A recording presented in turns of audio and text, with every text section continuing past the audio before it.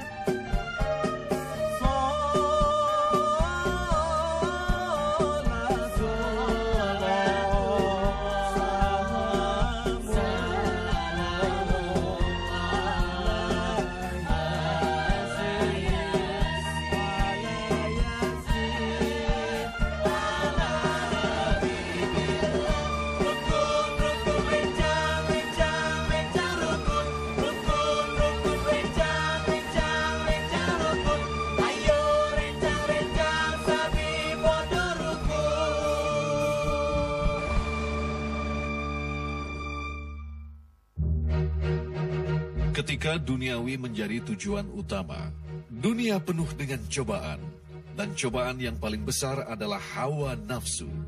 Siapa yang sanggup mengendalikan hawa nafsunya, maka sungguh ia orang yang beruntung. Namun sebaliknya, ia akan menjadi orang yang terhina di dunia dan di akhirat jika menjadi budak hawa nafsunya. Banyak orang kaya terlena dengan kekayaan, kecantikan, kekuasaan yang Allah titipkan kepadanya. Mereka membanggakan keistimewaan yang dianugerahkan Allah itu di hadapan orang lain. Dengan harta kekayaannya, mereka berpesta di antara kemiskinan orang lain dan melakukan penghinaan terhadap orang yang berbeda rizki dengannya. Sangat jelas Allah mengatakan dalam firman-Nya bahwa apapun yang diterima umat manusia di bumi ini adalah cobaan atau ujian. Ujian berupa kesenangan dan ujian berupa kesengsaraan. Maka penting bagi kita untuk senantiasa mengoreksi diri terhadap kelemahan dan kesalahan atas apa yang akan kita lakukan sepanjang hari. Kita harus banyak mengingat bahwa dunia ini bukan kehidupan yang sebenarnya dan bukan tujuan utama kita. Allah menjanjikan surga bagi siapa saja yang mampu menjalankan ujian dengan baik. Assalamualaikum warahmatullahi wabarakatuh.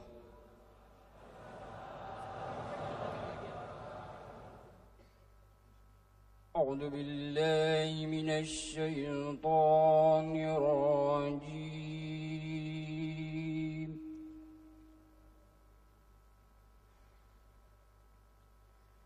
Bismillahirrahmanirrahim.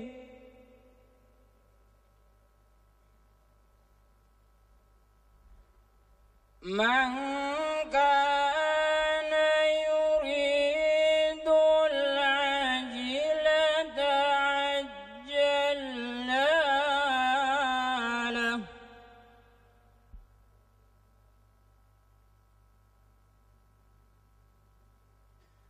عجلنا له فيها ما نشاء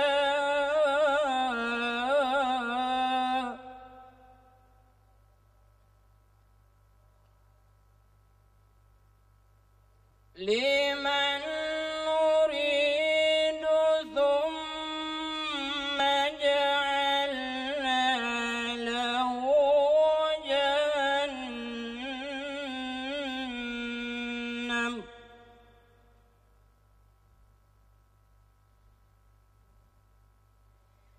يصلاها مذموما مدحورا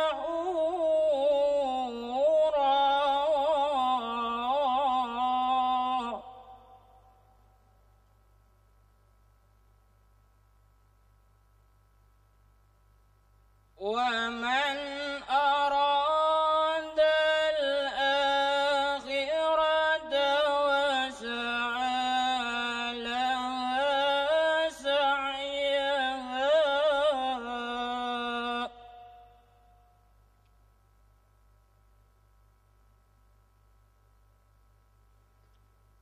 وهو مؤمن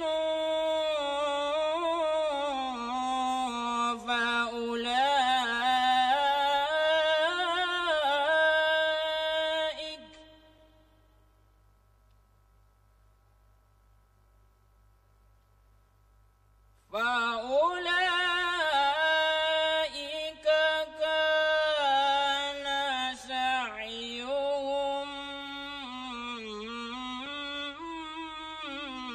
مشكورا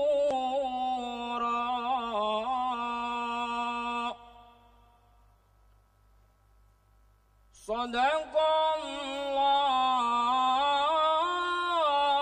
العظيم.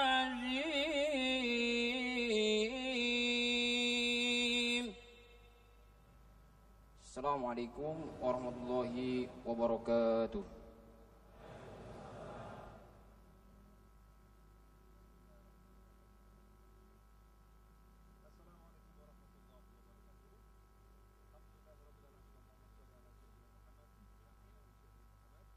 Pemirsa yang dirahmati Allah, kita berjumpa kembali dalam Damai Nisakti yang disiarkan secara langsung dari Masjid Ulil Albab, kampus Universitas Islam Indonesia Kaliurang, Yogyakarta. Seperti yang kita ketahui bahwa kampus ini adalah kampus yang sangat bersejarah. Maaf, Gus, mic-nya mati. Ya, pemirsa, kami mohon maaf atas kesalahan teknis. Kita berjumpa kembali dalam Damai Nusaku yang disiarkan secara langsung dari Masjid Ulil Albab, kampus Universitas Islam Indonesia Kaliurang, Yogyakarta. Dan seperti yang kita ketahui bahwa kampus ini adalah kampus yang sangat bersejarah, khususnya bagi para pahlawan di era kemerdekaan. Banyak sekali lahir dari kampus yang sangat bersahaja ini. Di kesempatan kali ini kita akan mengangkat satu tema seperti yang telah Anda saksikan tadi dalam tayangan awal. Kita akan mengangkat tema yaitu ketika duniawi menjadi tujuan utama, yang insya Allah akan dibahas oleh guru kita Gus Ali, kemudian Ustadz Zaki Mirsa yang alhamdulillah telah berada di tengah-tengah kita. Gus Ali, Assalamualaikum. Waalaikumsalam warahmatullahi wabarakatuh. Apa kabar Gus Ali? Alhamdulillah. Jadi kesimpulannya panas sekali Gus Ali di sini. Iya, alhamdulillah panas sekali. Gus Ali, kalau kita mengangkat tema ketika duniawi menjadi tujuan utama seperti yang telah kita saksikan tadi di awal pembukaan acara Damai Indonesiaku, bahwa ternyata kita saksikan manusia jauh dari tujuan awal. Ternyata mereka memaknai dunia adalah tujuan akhir daripada perjalanan. Padahal kita tahu bahwa dunia hanyalah sekedar elemen, sekedar alat saja untuk mendekatkan diri kepada Allah. Kira-kira nanti apa yang bakal kita bahas di segmen-segmen selanjutnya? Subhanallah.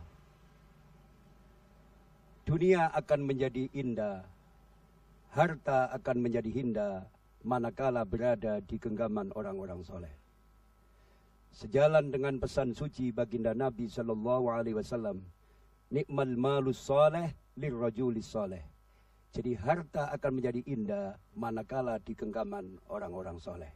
Artinya, harta bisa menjadi estafet untuk mengantarkan seseorang mencapai kebahagiaan, baik di dunia, lebih-lebih di hadapan Allah. Harus diakui bahwa basic kemapanan ekonomi sangat penting. Lebih-lebih di dalam Islam ada zakat, ada haji, ada sedekah, ada infak dan lain sebagainya. Itu semuanya mustahil bisa kita lakukan manakala kita tidak mempunyai basic kemapanan ekonomi. Lantas apa basic kemapanan itu sendiri? Kenapa manusia ternyata terperdaya dengan dunia yang memang kalau kita lihat sangat begitu menggoda, Gus? Begini, simpel saja. Selain wanita takhta, ada satu hal sebagai faktor yang sangat mempengaruhi kehidupan manusia, yaitu harta. Harta sangat mempengaruhi pikiran, perasaan, sikap mental, dan kepribadian seseorang. Oleh sebab itu beliau Rasulullah SAW menegaskan bahwa harta adalah cobaan bagi umatnya. Pandai-pandailah untuk meminit, pandai-pandailah untuk mengatur dan membelanjakannya. Di sana insya Allah ada tatanan, fasilitas dan pembelaan Allah.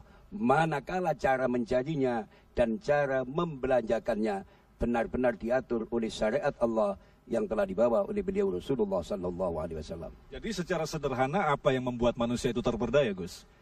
Jadi sangat manusiawi bahwa manusia itu terperdaya dengan harta. Oleh sebab itu sering saya katakan minimal ada 4 fungsi agama dalam kehidupan. Pertama, agama sebagai pembimbing dan petunjuk hidup. Kedua, agama sebagai solusi memberi jawaban atas kesulitan. Ketiga, agama sebagai penentram batin. Dan keempat, agama sebagai pengendali moral. Subhanallah, jadi bisa dikatakan ketika manusia memaknai harta hanya sekedar arat, artinya di sini harus dibangun basic yang lebih awal lagi bahwa harta bukanlah tujuan semata di dunia ini. Ya, sebagai sarana. Ya, bukan goya. Amat salah dan keliru bila seseorang menjadikan harta sebagai tujuan. Harta adalah sebagai sarana untuk mengantarkan kita mencapai cita-cita yang lebih mulia, baik untuk mencapai kebahagiaan dan keselamatan di dunia maupun di hadapan Allah Subhanahu wa taala. Insyaallah. Dan pemirsa yang dirahmati Allah, sekali lagi seperti yang telah dipaparkan oleh Gus tadi bahwa harta hanyalah sekedar sarana untuk menuju tujuan utama, yaitu Allah Subhanahu wa taala. Kita akan mencoba tadabbur lebih dalam lagi tentang ketika duniawi menjadi tujuan utama. Tentunya kami akan sampaikan selepas pesan-pesan berikut ini. Tetaplah bersama kami Damai Indonesiaku yang dipersembahkan oleh Wadimor, tentu sarung kita.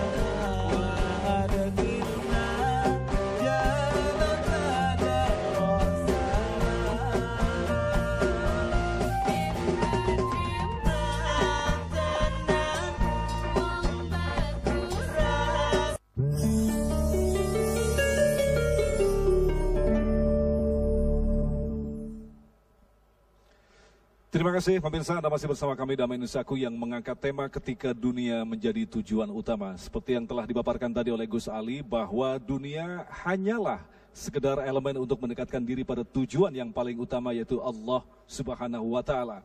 Kita sadari bahwa manusia memang memiliki atau dititipkan rasa cinta terhadap dunia. Di segmen berikut ini Ustadz Zaki akan memaparkan kepada kita wajar suka dunia, tak wajar dunia menjadi tujuan hidup. Silakan Ustadz. Bismillahirrahmanirrahim. Assalamualaikum warahmatullahi wabarakatuh.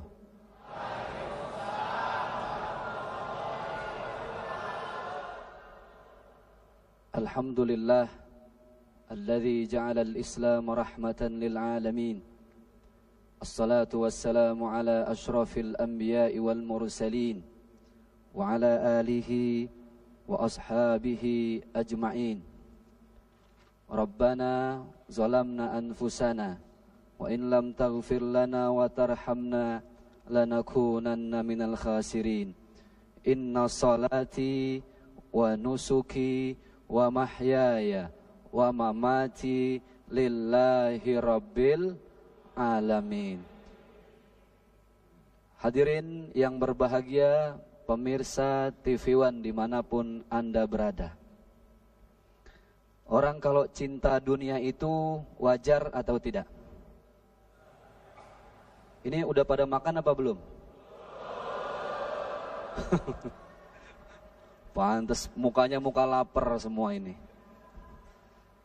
Dunia adalah tempat di mana kita tinggal. Secara terminologi, saya mau bahas ini terlebih dahulu. Dunia itu bahasa Arab, ad-dunya. Kalau kita buka kamus Al-Mu'jam Al-Arabi, maka dunia artinya sementara, sesaat, sebentar, transit saja, tidak ada yang lama. Kalau kita berangkat umroh, contoh, harusnya kan tujuan kita kota Jeddah. Kalau yang sudah pernah pergi umroh pasti tahu ini. Nah kadang kita transit di Singapura. Di Singapura cuma 2 jam. Lalu kembali melanjutkan perjalanan menuju kota Jeddah. Karena tujuan utama kita bukan Singapura, tapi kota apa? Jeddah. Di Singapura cuma sementara, sebentar, sesaat. Hanya melepaskan penat dan lelah. Lalu kembali kita melanjutkan perjalanan yang berikutnya menuju kota Jeddah. Itulah dunia. That's life. Do you understand? Yes aja biar cepat ya. Dunia artinya sementara, sesaat. Oke, sekarang saya mau ngajak kita semua jalan-jalan. Kita ingin membuka wawasan terlebih dahulu sebenarnya alam apa saja yang harus kita lalui sebagai hamba Allah. Pada awalnya kita hidup bukan di dunia ini. Ini dunia alam yang ketiga. Alam yang keberapa? Ketiga. Awalnya kita bukan hidup di dunia, tapi di alam roh sana. Berapa lama, kapan, bersama siapa saja, wallahu a'lam bishawab. Cuma Allah yang tahu. Belum ada casingnya. Belum dikasih kita hidung model begini.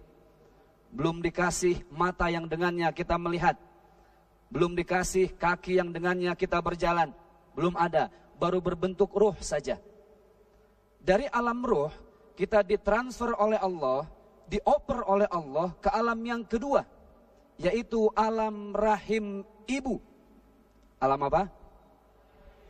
Yang ngelahirin kita siapa? Ada yang lahir dari pusar bapak mungkin? Pasti ibu. Makanya ketika ditanya, siapa orang yang pertama kali harus aku muliakan? Sahabat bertanya pada Rasul. Rasul menjawab siapa? Ibumu. Setelah itu siapa lagi ya Rasul? Ibumu. Setelah itu siapa lagi ya Rasul? Ibumu. Baru ayahmu. Ibunya berapa? Bapaknya? Oh, dengerin tuh Pak. Loh yang ngomong bukan saya loh. Jadi inilah ibu, subhanallah. Bahkan ketika ditanya surga itu adanya di mana ya Rasulullah? Rasul menjawab, al-jannatu tahta aqdamil ummahat. Surga di bawah telapak kaki ibu. Makanya sampai di rumah coba angkat telapak kaki ibunya. Lihat kira-kira ada surga nggak di situ? Itulah surga di bawah telapak kaki ibu. Dari alam rahim ibu melalui proses persalinan kita dioper oleh Allah, ditransfer kembali ke alam yang berikutnya, yaitu alam ketiga. Alam apa? Alam dunia. Alam yang kita hidup hanya sementara saja. Sebentar, sejenak, tidak ada yang lama. Nanti ini kita bahas tentang dunia. Kita akan melanjutkan rekreasi jiwa kita ke alam yang berikutnya. Dari alam dunia, setiap manusia akan masuk ke alam yang berikutnya, yang disebut dengan alam barzah. Kita mengenal alam kubur. Ini alam yang pasti mau tidak mau, suka tidak suka, kita akan masuk ke alam itu. Namun sebelum masuk ke alam itu, ada sebuah proses yang pasti akan kita lalui, yaitu proses sakaratul maut. Ketika orang akan sakaratul maut, di depannya ada dua pintu. Sebelah kanan pintu husnul khatimah, sebelah kiri pintu su'ul khatimah. Barang siapa yang ketika dipanggil oleh Allah Subhanahu wa taala menjemput ajalnya dalam keadaan saleh, dalam keadaan baik, dalam keadaan membaca Al-Qur'an, sedang sujud, kira-kira dari pintu yang mana dia masuk? Husnul khatimah. Tapi ada yang meninggal lagi mabok, lagi banting gaplek, main judi. Saya juga heran nih sama orang yang hobi judi. Sering disumpahin mati sama temennya. Mati lu. Kata temennya, lu juga mati. Ini orang mati padahal udah main sumpah-sumpahan mati sama temennya, ayo aja. Kalau orang meninggal dalam keadaan main judi, mabok, dari pintu yang sebelah mana? Su'ul khatimah. Jadi yang termahal dalam mengakhiri hidup ini tidak lain adalah husnul khatimah. Kira-kira kalau saya kasih husnul khatimah atau uang 1 miliar, yang kita pilih yang mana? Cius. Tapi kalau saya kasih 1 M mau juga? Matre nih jangan-jangan. Kalau bisa dua-duanya Ustaz. Subhanallah, itulah tadi pemirsa yang dirahmati Allah, Ustadz Zaki kembali menyadari atau mengajak kita menyadari betapa dunia hanyalah salah satu tahapan dari sekian banyak tahapan. Tahapan yang bersifat sementara. Maka bisa dikatakan hanya orang-orang yang dungu yang begitu mencintai kesementaraan. Dan hanyalah orang yang cerdas mata hatinya yang mencintai keabadian. Pada segmentasi berikutnya nanti Ustadz Zaki akan mengajak kita betapa ketika kita begitu mencintai dunia, terkadang kita lupa dengan tujuan yang paling utama, yaitu ibadah itu sendiri. Tetaplah bersama kami, Damai Indonesiaku. Allah ya Nabi, salam alaika, ya Rasul, salam alaika, ya Habib, salam alaika, sholawatullah alaika. Allah ya Nabi, salam alaika, ya Rasul, salam alaika, ya Habib, salam alaika, sholawatullah alaika. Asraqal badru alaina, fatafat minul budur, mithlahu husnika ma ra'aina.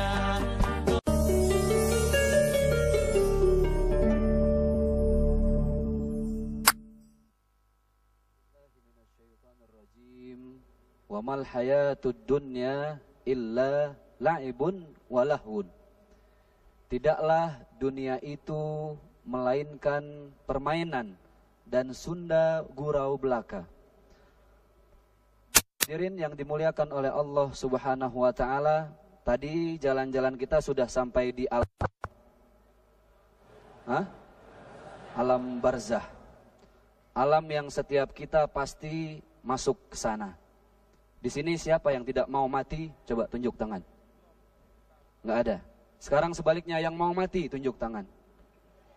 Ini gimana sih? Mati nggak mau mati juga nggak mau. Ini jangan-jangan yang datang setan semua kali ya. Kita mati pasti apa tidak? Pasti. Ada orang yang sudah dirawat sekian bulan, masuk ke ruang ICU, tapi ajalnya tidak sampai-sampai. Guru kita tercinta almarhum Ustadz Jeffrey Al-Bukhari meninggal di umur yang keberapa? Yang ke-40. Masih muda. Sayangnya malaikat Jibril itu nggak pernah SMS ke kita. Seandainya malaikat Jibril SMS ke kita bahwa apa yang disampaikan oleh malaikat Jibril kepada baginda Rasulullah SAW insya Allah akan senantiasa mengingatkan kita 3 perkara. Nanti akan kita bahas.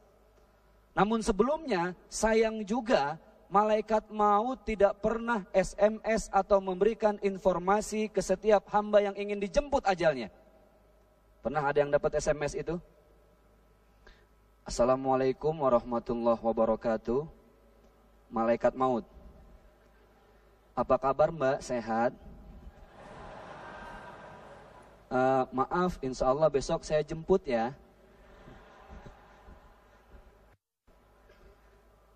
Saya yakin si Mbak yang di SMS malamnya nggak ada di rumah. Di mana kira-kira? Sholat taubatan nasuha. Dan sayangnya malaikat maut tidak pernah update status di Facebook. Seandainya pernah status di Facebook, itu membernya semua tahu. Wahai all my friends, besok kumpul ya depan kampus UII, semua saya mau jemput.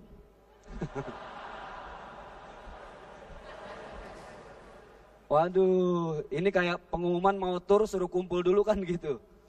Ya Allah ya Karim, itulah kematian.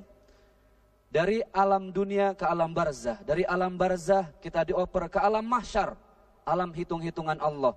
Yang kata Allah, "Fama ya'mal mithqala dzarratin khairan yara wa ma ya'mal mithqala dzarratin syarran yara." Dari alam mahsyar apa sudah selesai? Belum. Ada alam yang paling terakhir yaitu alam akhirat. Berarti 6 alam yang harus kita lalui. Tadi saya sudah berjanji, andai saja malaikat Jibril SMS ke kita menyampaikan 3 pesan yang pernah disampaikan oleh malaikat Jibril kepada baginda Rasulullah SAW. Pesan yang pertama, ya Muhammad, kata malaikat Jibril, wahai Muhammad, isma syi'ta fa innaka mayyitun. Silahkan Muhammad, engkau hidup bebas seperti apa saja, silahkan. Tapi ingat, setiap kita bakal menjadi mayit.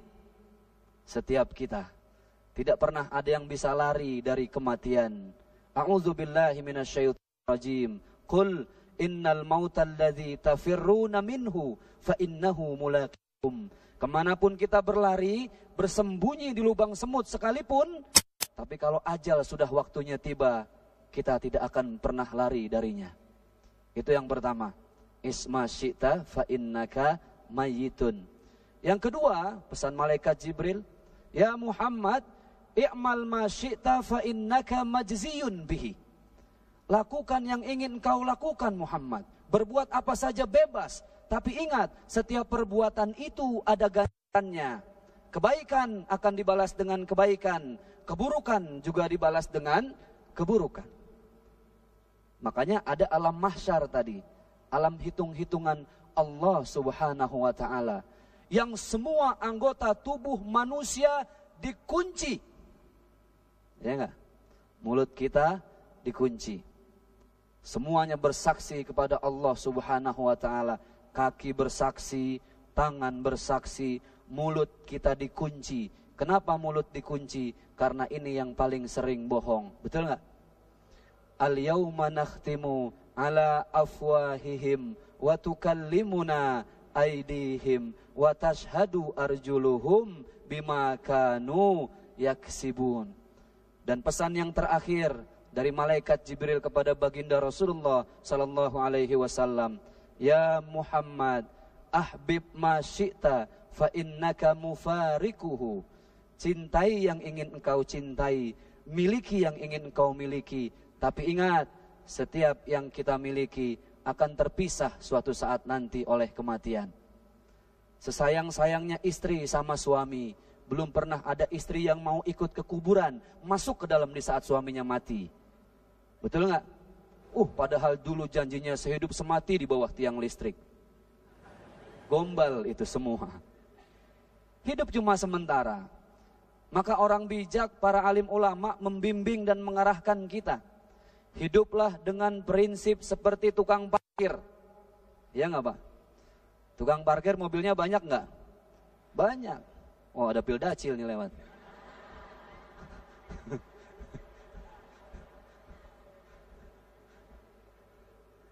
Tapi semua ngelihat kan? Oh, kalau nggak ngelihat takutnya penampakan. Tukang parkir mobilnya banyak, ganti-ganti, betul nggak? Apa ada tukang parkir sombong? Kenapa? Ya bukan punya dia kali. Mau diambil sama yang punya silahkan, emang bukan punya dia kok. Nggak pernah nangis tuh, sampai habis diambil sama yang punya, nggak pernah nangis. Maka kalau mencintai seseorang, jangan cuma cintai orangnya, tapi cintai yang maha menciptakan orang tersebut. Allah subhanahu la ilaha illallah wahdahu la syarikalah lahul mulku walahul hamdu yuhyi wa yumitu wa huwa ala kulli syai'in. Allah yang maha mampu. Maka di dunia ini cuma sementara kehidupan. Gak ada yang akan kita bawa ketika kita masuk ke alam barzah. Wajah yang cantik, Masya Allah. Ujung-ujungnya kulit mulai kendur, pandangan lamur, kulit kendur lagi, pandangan lamur lagi, gigi pada gugur. Kalau gigi sudah gugur makannya cuma makan bubur. Orang kalau cuma makan bubur tanda-tanda dekat ke liang kubur. Ya itulah manusia. Apa yang akan kita bawa nanti? Tidak lain yang akan kita bawa adalah amal saleh. Idza mata ibnu Adam in qata'a amaluhu illa min thalathin. Kalau anak Adam itu meninggal, ajalnya sampai, tidak ada yang dibawa kecuali 3 perkara. Yang pertama, shadaqatin jariyatin, sedekah jariyah. Yang kedua, aw ilmin yuntafa'u bihi. Yang ketiga, awaladin salihin yad'ulah, anak yang saleh yang mendoakan kedua orang tuanya.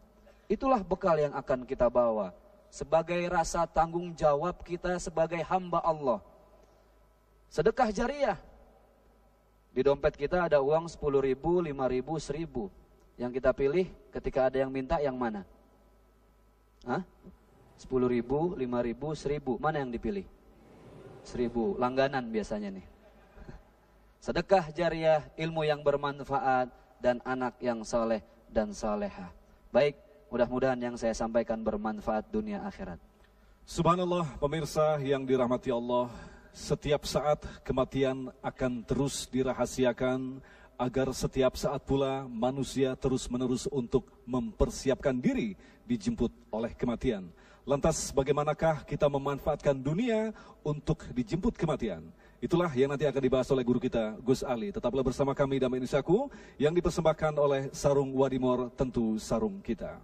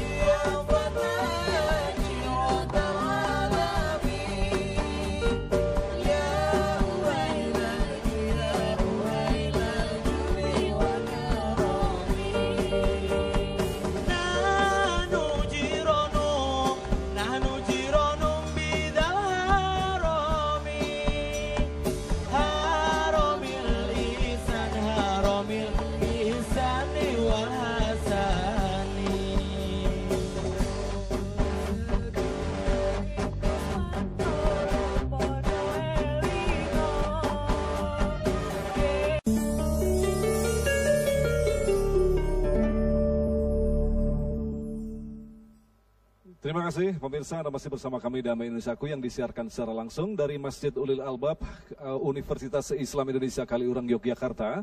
Dan pada segmentasi berikutnya ini kita akan mendengarkan nasihat yang akan disampaikan oleh guru kita Gus Ali tentang bagaimanakah kita memposisikan diri dari dunia ini dijadikan sebagai bahan atau sebagai alat atau instrumen untuk menuju akhirat. Bagaimanakah cara-caranya dan bagaimanakah metodologinya, Gus Ali akan memaparkan kepada kita. Silakan Gus.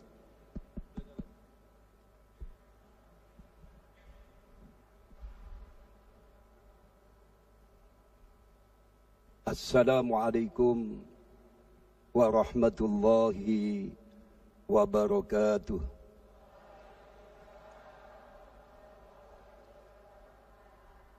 Alhamdulillahi haqqa hamdih. Allahumma salli ala Sayyidina Muhammadin salatan tuktabu bihas sutur wa tusraku bihas sudur wa tahunu bihal umur birahmatin minka ya azizu ya ghafur wa ala alihi wa sahbihi wa barik wa sallim.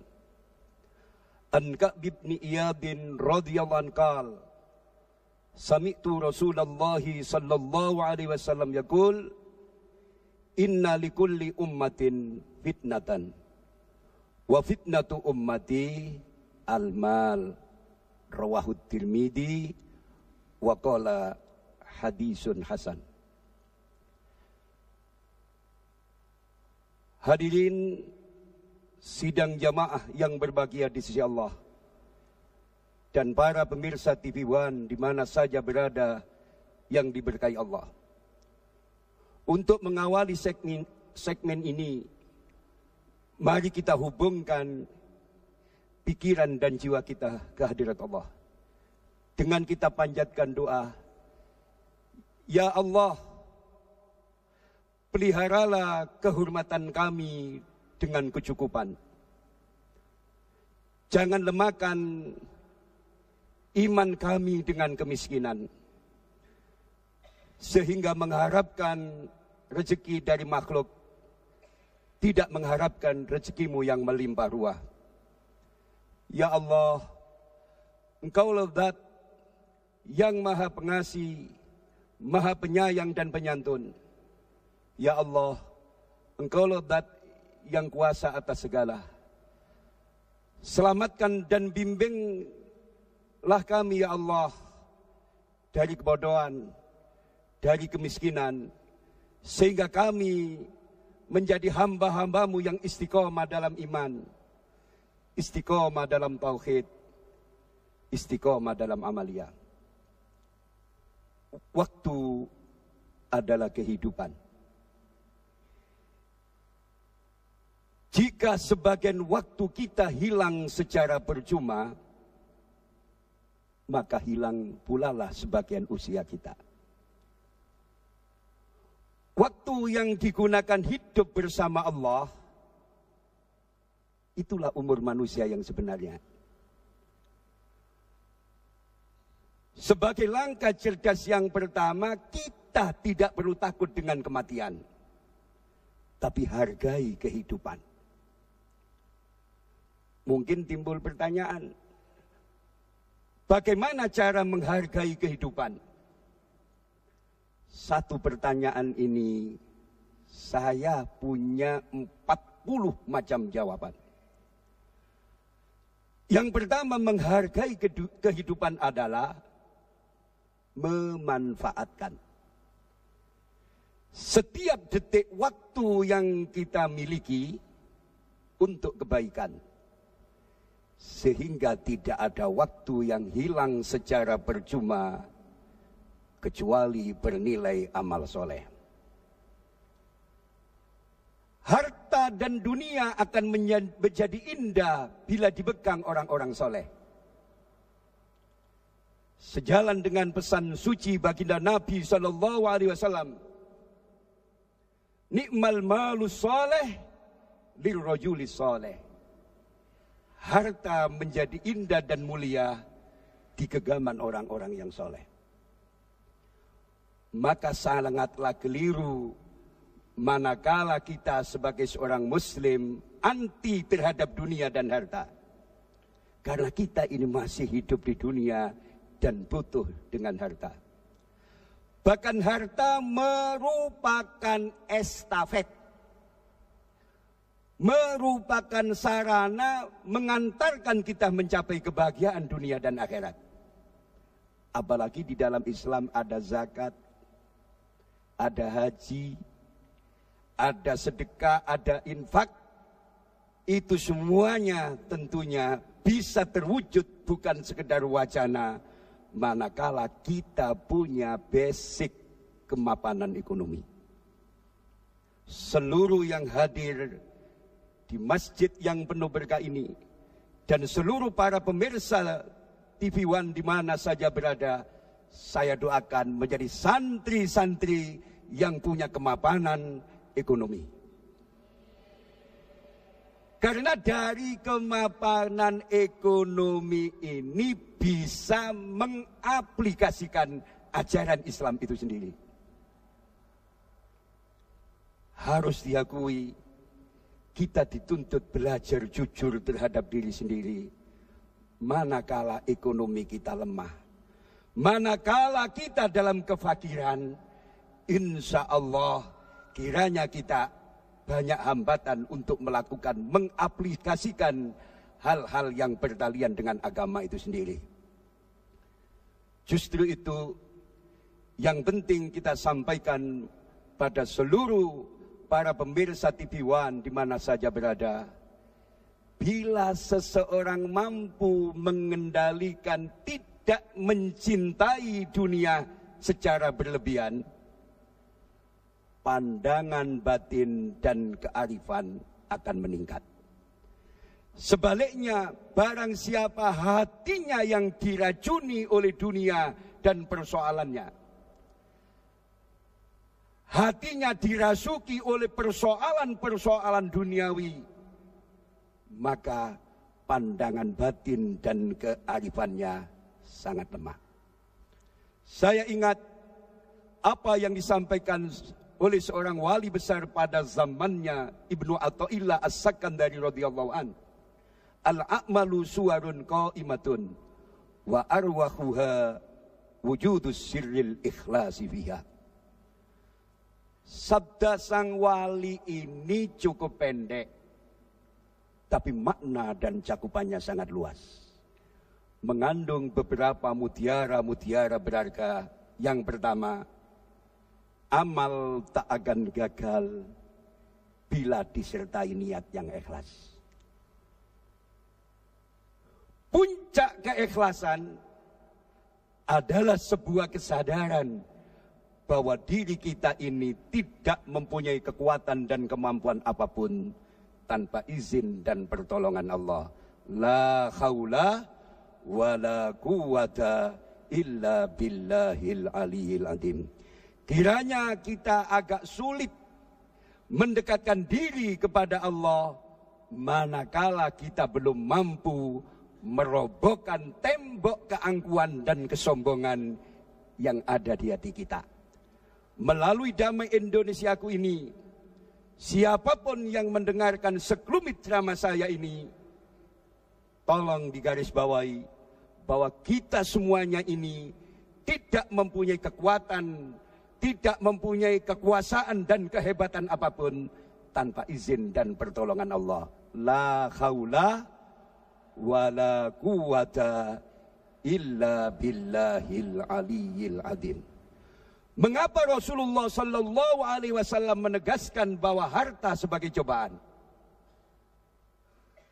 Jawabnya, selain wanita dan tahta, faktor yang paling mempengaruhi pikiran, sikap, mental, dan kepribadian seseorang adalah harta. Understand?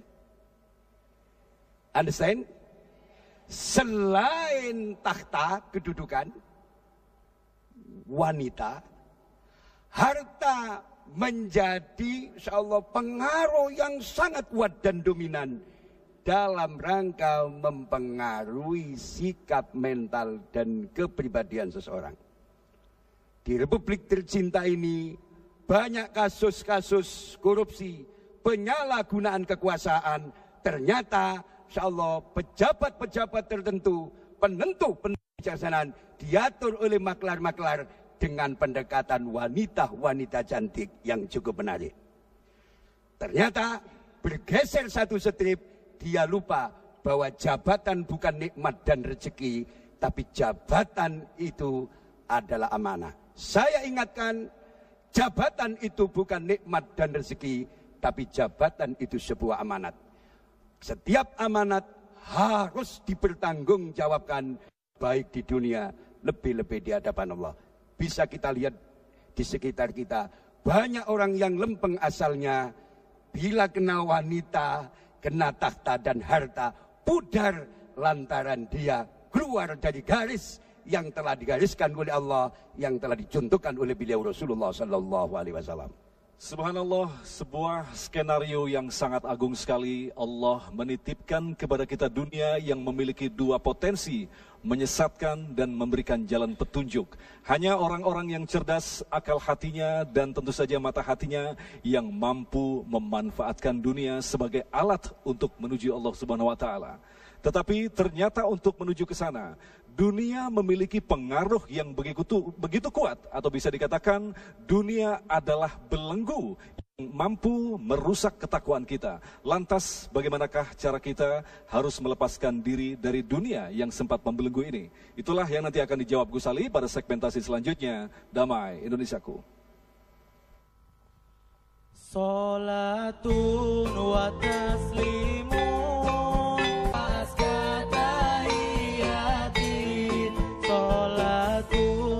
taslimun wa azka tahiyati ala Mustafa Muhammad khairil bariyati ala Mustafa Muhammad khairil bariyati.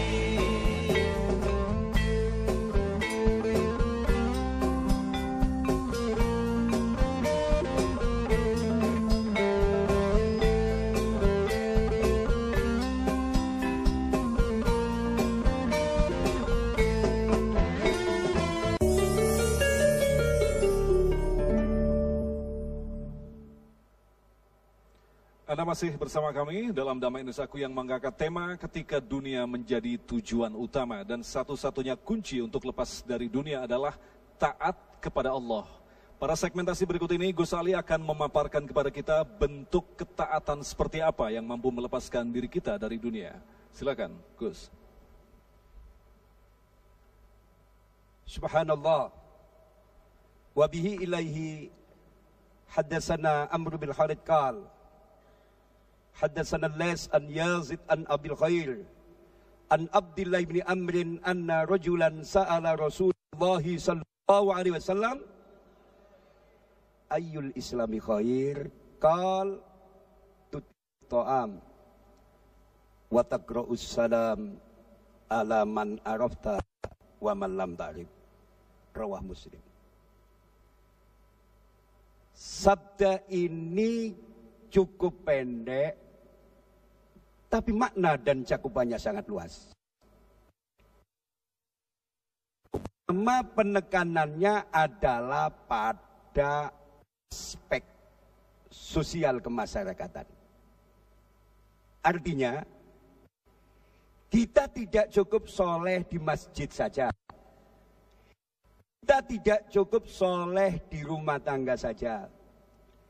Tapi kita mampu tampil sebagai sosok yang soleh sosial di tengah-tengah masyarakat.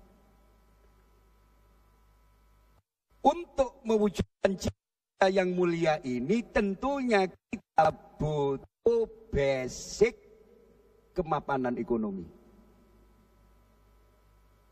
Mana mungkin kita bisa memberi makan atas orang-orang yang membutuhkan kalau diri kita sendiri kelaparan?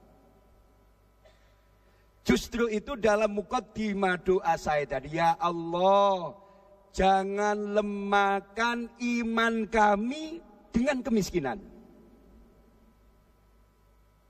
Ini menunjukkan faktor ekonomi, basic kemapanan ekonomi sangat penting.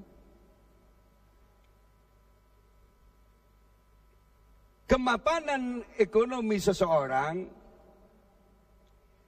bisa dibuat mengaplikasikan ajaran-ajaran Islam itu sendiri di tengah-tengah masyarakat.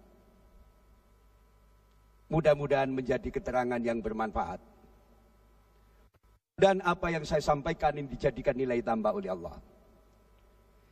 Yang kedua, sabda ini penekanannya kita dituntut tampil sejuk. Ciptakan cinta kasih dan damai di tengah-tengah masyarakat. Jangan ciptakan fitnah dan permusuhan di tengah-tengah masyarakat. Masyarakat butuh pengagum, masyarakat butuh insyaallah berkat. Kita harus menyadari selain kita ini beragama, juga berbangsa dan bernegara. Maka kita sebagai seorang muslim harus menjadi garda terdepan di dalam mengisi kemerdekaan, di dalam melaksanakan pembangunan yang sedang digalakkan pemerintah saat ini. Merupakan satu kebutuhan yang paling dalam. Manakala kita alergi dengan dunia, kalau bicara seperti sufi, tapi hatinya tidak tertambat. Kalau bicara seakan-akan tidak mau dengan harta, tapi hatinya tidak tertambat. Islam tidak melarang kita punya harta yang melimpah. Islam tidak melarang kita mencintai dunia, karena mencintai dunia adalah sesuatu sifat yang manusiawi. Tapi yang dilarang mencintai dunia, mencintai harta, sampai melupakan kita kepada Allah Subhanahu wa Ta'ala. Saya ingat yang dikatakan oleh beliau Amirul Mukminin Sayyidina Ali bin Abi Thalib karramallahu wajhah, la ghina kal akli wa faqra kal jahli wala mirasa kal adab wala bahira kal musawarah. Tiada kekayaan yang lebih utama daripada akal. Tiada kefakiran yang lebih memprihatinkan daripada kebodohan. Tiada warisan yang lebih baik daripada pendidikan. Tiada pembantu yang lebih baik daripada musyawarah. Maka sering saya katakan, di mana saja saya ceramah, apa yang saya ceramahkan hendaknya diikuti dengan budaya tulis dan baca. Sebab rata-rata SDM kita masih lebih suka mendengarkan daripada menulis dan membaca. Padahal firman Allah yang pertama adalah Iqra bismi rabbikal ladzi khalaq. Ayat ini sebagai revolusi ilmiah yang pertama di jagat raya ini. Ayat ini yang membuka matanya dunia, insyaallah, dari buta menjadi melek. Ayat ini yang mengangkat harkat dan martabat manusia dari biadab menjadi beradab. Jangan mengharapkan orang sukses. Jangan mengharapkan jadi orang sukses dan berhasil manakala kita miskin baca. Apa yang harus dibaca? Dua hal. Pertama, ayat-ayat kauliyah, yaitu Al-Quran. Yang kedua, ayat-ayat kauniyah, yaitu alam semesta. Banyak sekali perintah di Al-Quran. Afala yanduruna ilal ibili kaifa khuliqat wa ilas sama'i kaifa rufi'at wa ilal jibali kaifa nusibat wa ilal ardi kaifa sutihat. Baru fadzakir. Subhanallah, pemirsa yang dirahmati Allah, dunia sangat terkait sekali dengan masalah ekonomi. Dan seperti yang telah dipaparkan oleh guru kita tadi, bahwa dari kemapanan ekonomi adalah kunci utama kemapanan dalam beragama. Nah, kami yakin barangkali dengan perbedaan pemikiran, perbedaan cara pandang, muncul pertanyaan-pertanyaan. Kami akan mencoba untuk mengakomodir dalam waktu kita yang cukup singkat pada segmentasi selanjutnya nanti. Tetaplah bersama kami, Damai Indonesiaku.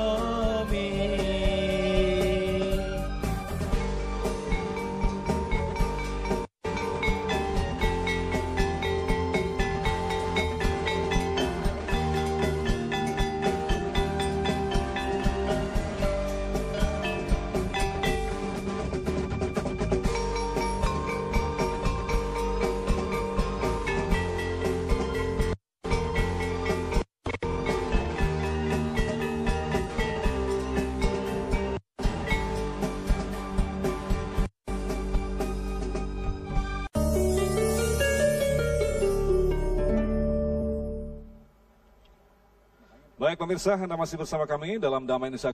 Sekarang kita memasuki pada segmentasi yang ke-6, segmen tanya jawab. Dan alhamdulillah kita berada di kampus, kita yakin bahwa pertanyaan-pertanyaan yang diajukan adalah pertanyaan-pertanyaan yang kritis untuk kedua guru kita. Kami persilakan yang pertama, penanya pertama dari Bapak Nurul Haki. Silakan Pak, berdiri. Terima kasih. Saya ingin bertanya sama narasumber yang pertama. Assalamualaikum warahmatullahi wabarakatuh. Disampaikan tadi salah satu adalah untuk mendongkrak. Salah satunya adalah dari sisi ekonomi ala iktisadiyah. Nah di Indonesia ini kita termasuk mayoritas muslim.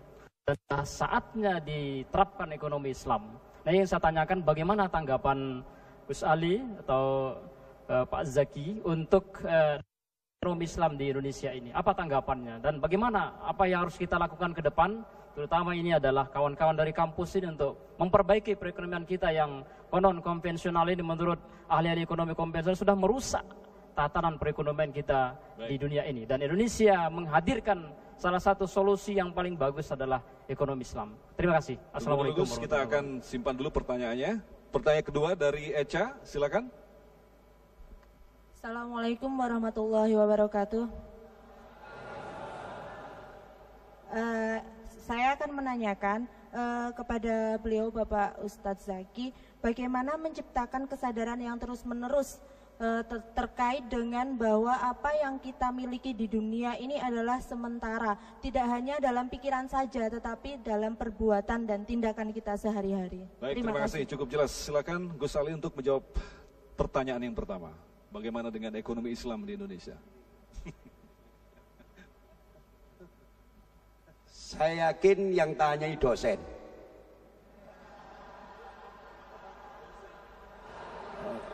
Orang Surabaya bilang dosen itu buku sak dus, duit sak sen.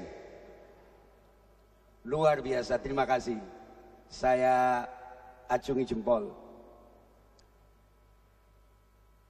Sebagaimana saya katakan, untuk menjadi orang yang besar harus belajar berpikir besar dan berjiwa besar. Bagaimana di Republik ini, apakah bisa sistem ekonomi terutama perbankannya yang syariah lebih kuat dan hebat bila dibandingkan dengan bank konvensional? Itu maksudnya pertanyaannya. Saya jawab, beberapa survei dengan data yang kuat, akhir-akhir ini perbankan kita yang justru untung adalah yang syariah. Bisa mencek ke BI, bisa saya mencek orang-orang yang berkompeten tentang perbankan. Untuk menuju cita-cita yang mulia ini, tidak cukup kita hanya berdoa, tapi dibutuhkan kerja keras dan cerdas. Kita awali dari diri kita, istri kita, keluarga kita, dan orang-orang yang terdekat dari kita. Setiap kebaikan, setiap sesuatu yang mulia, tidak ada yang tidak bisa kita capai sepanjang kita mau berjuang secara keras, berpikir secara cerdas, dan berdoa secara istiqomah kepada Allah. Mudah-mudahan sekelumit jawaban saya ini insyaallah bisa mendorong dan sebagai daya stimulan bagi siapa saja para pemirsa TV One bahwa kenyataan realitas yang ada, perbankan syariah justru menjemput keberkahan dan punya untung yang besar bila dibanding dengan bank-bank yang konvensional. Terima kasih. Terima kasih Gus. Pertanyaan kedua, silakan Ustadz Zaki, bagaimanakah kita istiqomah dalam kesadaran? Bismillahirrahmanirrahim.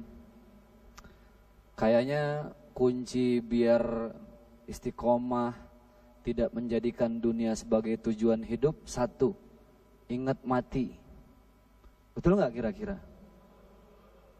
Rasa-rasanya terutama kita yang muda, kalau ingat mati, kayaknya juga mau bikin dosa takut gitu ya. Tapi bukan berarti ingat mati terus jadi ngapa-ngapain takut. Ya nggak, mau nikah takut. takut ditolak misalnya gitu. Walaupun udah sering sebelumnya. Jadi yang namanya mengingat mati justru harus jadi generator. Jadi mesin penyemangat agar kita mampu melibatkan Allah dalam setiap aktivitas kita. Apapun profesi kita. Sekarang lebih mulia yang mana? Seorang tukang sapu atau seorang pejabat, tetapi si tukang sapu senantiasa melibatkan Allah di dalam setiap aktivitasnya. Sedetik pun dalam setiap desah nafasnya dia tidak pernah melepaskan Allah. Mana yang lebih mulia? Atau seorang pejabat yang karena tidak pernah melibatkan Allah, akhirnya apa yang halal jadi haram, yang haram jadi halal. Mana yang lebih mulia kira-kira? Tukang sapu yang melibatkan Allah dalam aktivitasnya. Jadi ternyata yang dilihat oleh Allah bukan apa profesi kita, tapi yang dilihat oleh Allah kita menjalankan profesi kita. Apa tujuan dan siapa yang kita libatkan di dalam kita beraktivitas. Itu kuncinya. Jadi ingat mati. Karena posisi yang bikin kita jadi ingat Allah tuh kalau udah mau mati doang. Betul nggak? Naik mobil, tiba-tiba remnya belum, mau tabrakan. Kita teriak. Yang kita teriakin nama siapa? Nama Allah. Belum pernah seorang istri saking sayangnya sama suami, pas mau tabrakan yang dipanggil nama suaminya misalnya. Bang Toyib gitu kan, gak ada. Pasti nama Allah, Allahu Akbar, Allahu Akbar. Itu orang dekat sama Allah atau tidak sebelumnya, pasti itulah fitrah, ingat kepada Allah Subhanahu wa ta'ala. Kenapa? Karena yang namanya orang beragama itu intinya adalah berusaha untuk meneladani sifat-sifat Allah. Meneladani sifat-sifat kemuliaan Rasulullah. Kita cinta kepada Rasulullah bukan berarti harus seperti Rasul, tapi meneladani akhlak Rasulullah sallallahu alaihi wasallam. Jadi kalau orang sudah ingat mati, insya Allah setiap desah nafas, setiap langkah kaki, setiap apapun yang dia lakukan, prinsipnya hasbunallah wa ni'mal wakil, ni'mal maula wa ni'man nasir. Maka hidup dengan segala aktivitasnya didasarkan hanya kepada Allah. Kita ini kan hidup bagaimana sandarannya? Yang nyender sama tiang, tiba-tiba tiangnya rubuh, ketiban apa enggak? Ketiban. Kita bersandar pada seorang jenderal, jabatannya tinggi kaya raya. Jenderal itu bangkrut misalnya. Kira-kira kita ikut bangkrut apa enggak? Ikut. Maka sandaran yang terbaik yang tidak pernah mengenal kata bangkrut. Sandaran terbaik yang tidak pernah mengenal kata jatuh dan rubuh. Dialah Allah. Lillahi ma fis samawati wa ma fil ard. Allah yang menciptakan langit dan bumi. Kita berasal dari Allah dan suatu saat akan kembali kepada Allah Subhanahu wa ta'ala. Inna lillahi wa inna ilaihi. Dari ujung rambut sampai ujung kaki ini milik Allah. Dan dari ujung kaki sampai ujung rambut pada akhirnya akan kembali hanya kepada Allah.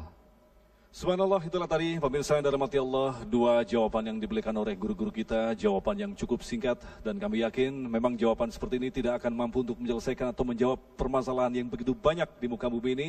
Tetapi yang jelas kita patut berterima kasih bahwa kedua guru kita ini mampu memberikan clue, setidaknya petunjuk kepada kita untuk mendalami bahwa kematian bisa jadi melewati orang lain menjemput kita.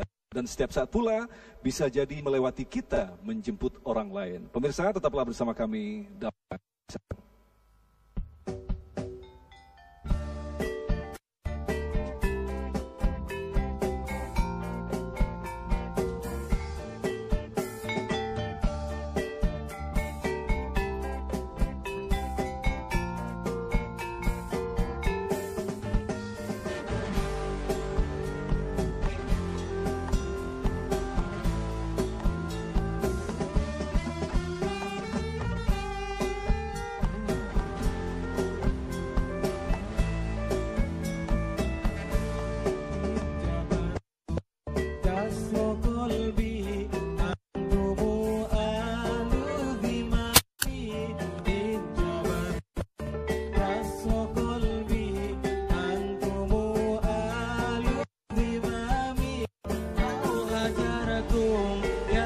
habaib fa'ala dunya salami au hajartum ya habaib fa'ala dunya salami.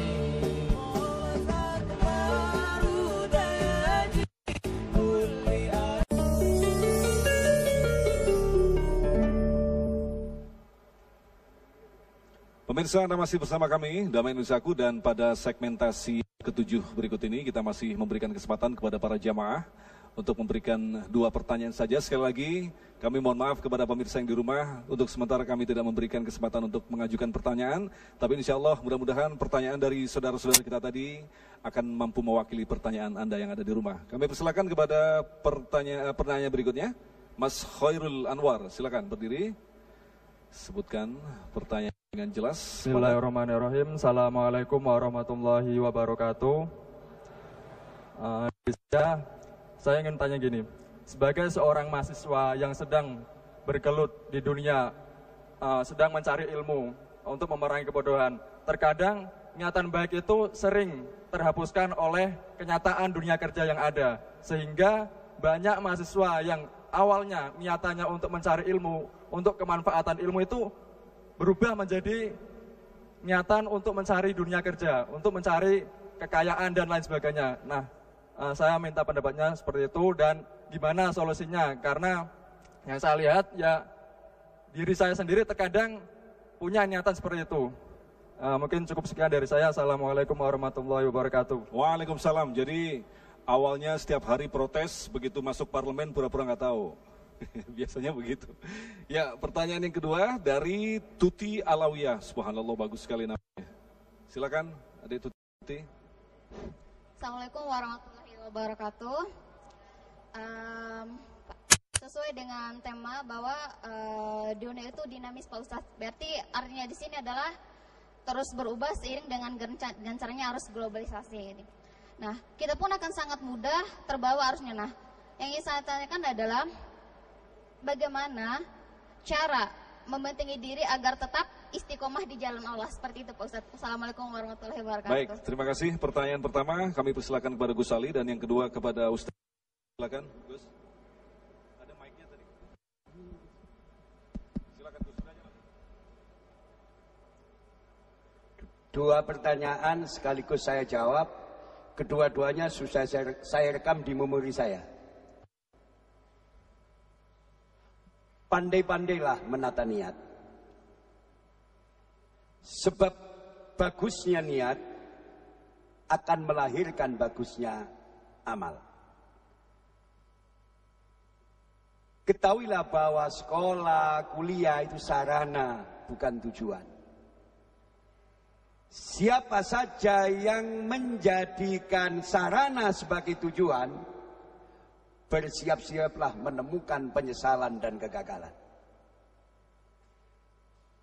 Sebaliknya, barang siapa yang cerdas, bahwa saya sekolah, saya kuliah, itu mencari ilmu, insya Allah pintu-pintu kesuksesan dan keberhasilan akan bisa diraih. Apa sebab?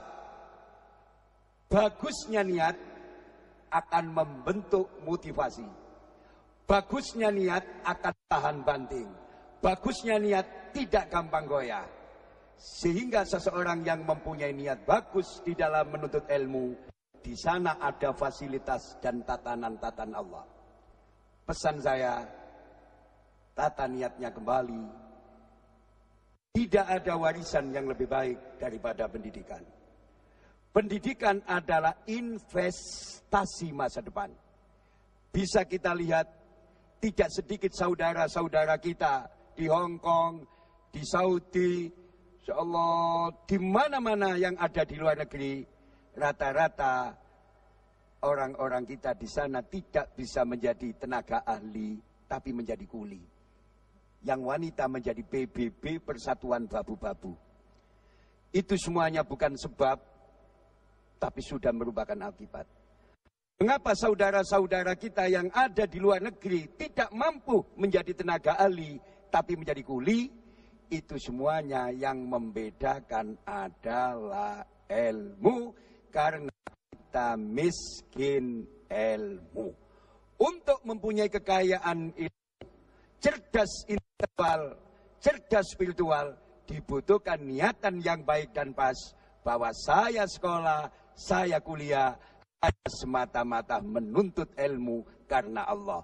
Urusan pekerjaan, urusan masa depan, di sana ada tatanan dan fasilitas Allah. Belajarlah dari masa lalu, insyaallah hiduplah pada masa kini, rencanakan masa depan. Yang kedua, bagaimana cara menghadapi arus globalisasi? Majunya ilmu pengetahuan dan teknologi yang dicapai oleh otak manusia di abad ini. Dunia yang luas menjadi sempit. Antar benua menjadi dekat, antar negara menjadi dekat. Terjadilah ledakan informasi, terjadilah tumpang tindihnya budaya. Pertanyaan, bagaimana kiat kita untuk menjadi orang yang istiqomah? Ada 3 hal. 1, carilah guru yang punya khazanah kekayaan spiritual.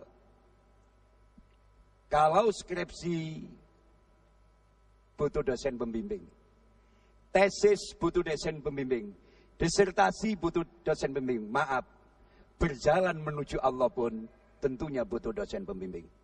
2, usahakan Mbak mencari sahabat yang jujur dan soleh. Survei membuktikan, beberapa penelitian ilmiah telah menemukan bahwa sikap mental dan kepribadian seseorang sangat diwarnai dan dipengaruhi siapa teman dekatnya. Sejalan dengan pesan suci baginda Nabi SAW, Abi Hurairah radhiyallahu anna Nabiyya sallallahu alaihi wasallam qala ar-rajulu ala dini khalili falyandur ahli khalil. Rawahu Abu Dawud wa Tirmidzi. Seseorang berada pada keagamaan temannya, maka lihatlah salah seorang di antara kamu siapa yang dijadikan teman itu. Yang ketiga, usahakan mencari lingkungan yang baik dan mendukung. Konteks sekarang bisa berupa masjid, bisa berupa basis-basis pendidikan Islam, bisa berupa majelis zikir dan majelis ilmu, sebab seseorang sangat dipengaruhi oleh lingkungannya. Terima kasih. Baik, silakan Ustaz Zaki, barangkali ada yang ingin ditambahkan. Bismillah. Saya hanya menambahkan, karena saya yakin apa yang sudah dijawab oleh Gus sudah sangat lengkap. Saya di pertanyaan yang kedua, karena ini berkaitan dengan dunia saya juga, dunia kita semua, dunia anak muda, yaitu masalah teknologi. Terutama dengan sarana yang semakin canggih, ada Twitter, ada Facebook, sekarang ada WeChat, WhatsApp dan sebagainya. Betul nggak? Ini jadi satu sarana yang harusnya lebih memudahkan kita bersilaturahim dan menimba ilmu. Teknologi itu bukan untuk dijauhi. Teknologi itu seperti pisau. Pisau tergantung siapa yang memegangnya. Kalau pisau ada di tangan orang yang solehah, ibu rumah tangga, itu insya Allah bisa jadi sayur-sayuran. Ya nggak? Bisa jadi opor ayam. Yang dipotong paling banter itu leher ayam. Kalau yang megang pisau, ibu-ibu. Tapi kalau yang megang pisau ini orang jahat, preman, jangankan leher ayam, leher teman sendiri bisa digorok. Pisau tergantung siapa yang megang. Begitulah teknologi kita. Makanya kalau update status di Facebook, aduh tolong deh isinya jangan cuma keluh kesah. Ya enggak? Karena status di Facebook itu menunjukkan siapa kita. Ada yang pagi-pagi udah nulis status, aduh bingung nih, pagar rumah saya rubuh.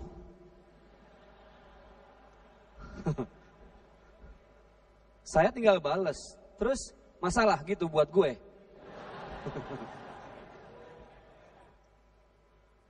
Ini kan satu sarana yang bisa menunjukkan siapa kita sebenarnya. Kalau mau keluh kesah, bukan di Facebook. Curhatnya sama siapa? Sama Allah. Itu tempat curhat yang paling enak. Sekarang begini, Imam Bukhari ketika ingin meriwayatkan satu hadis saja, satu hadis. Ketika ingin diriwayatkan Bukhari, jarak yang ditempuh itu subhanallah ratusan kilometer.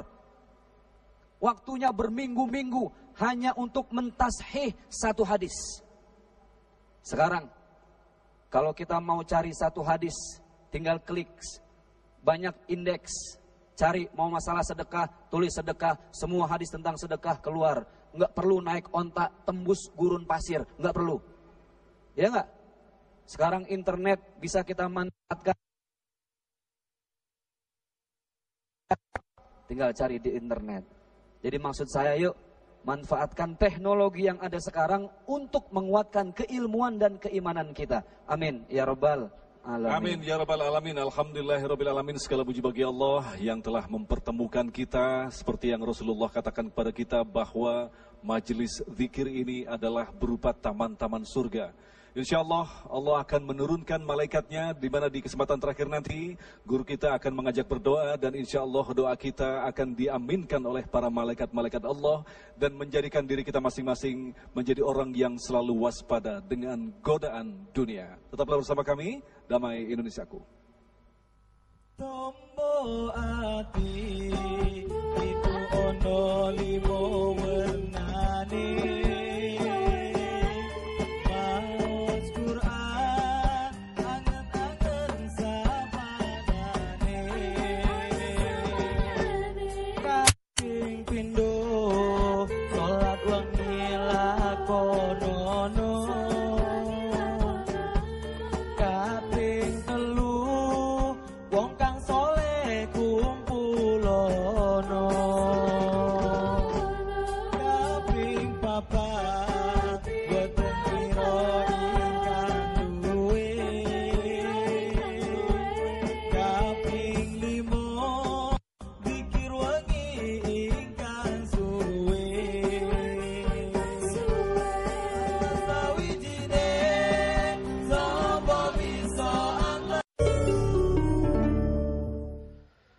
Pemirsa yang dirahmati Allah, demikian Damai Indonesia untuk kesempatan kali ini, dan insya Allah besok kita akan berjumpa kembali, di mana besok kita akan bersiaran secara live dari Pesantren Masyarakat Merapi Merbabu Magelang.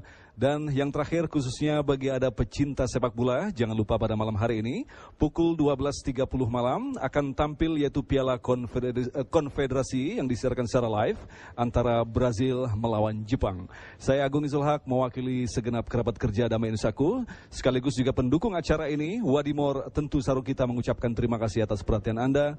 Mohon maaf atas segala kekurangan. Billahi taufik wal hidayah. Wassalamualaikum warahmatullahi wabarakatuh. Bismillahirrahmanirrahim. Alhamdulillahi rabbil alamin. Hamdan yuwafi ni'amahu wa yukawi mazidah.